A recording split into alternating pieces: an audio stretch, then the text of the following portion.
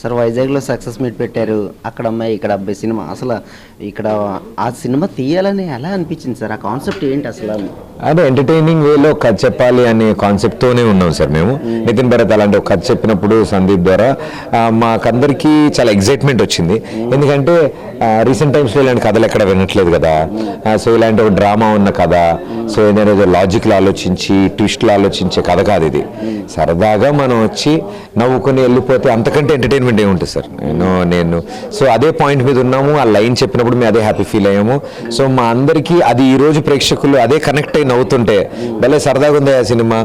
కత్తులు, రక్తాలు, బాంబులు మాకు ఏమీ లేవు ఈ సినిమాలో.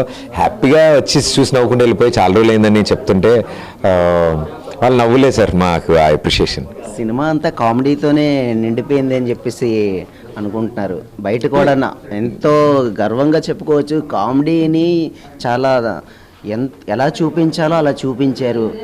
అందులో గెటప్ సీన్ గారిది కూడా ఒక డిఫరెంట్ కామెడీ సార్. అంటే ఇలాంటి సినిమాని అంత క్లీన్గా అంత క్లీన్ కామెడీతో చూపించాలంటే చాలామంది అంటే పూర్వం జంజాల్ గారి సినిమాలు అలా చూసేవాళ్ళం. అంటే సో ఇది ఒక సిచ్యువేషనల్ కామెడీ సినిమా. కామెడీ అనే కాదండి, ఇందులో చాలా స్ట్రాంగ్ క్యారెక్టర్స్ ఉన్నాయి.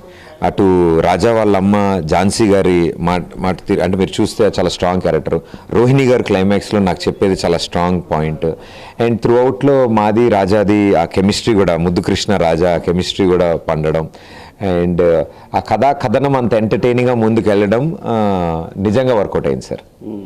మరి నెక్స్ట్ ఏ మూవీలో చేయబోతున్నారు? అదే సార్, ఇంత ఎంటర్టైన్మెంట్ ఇచ్చిన తర్వాత మరో ఎంటర్టైనింగ్ సబ్జెక్ట్తోనే ప్రేక్షకుల ముందుకు వస్తాను.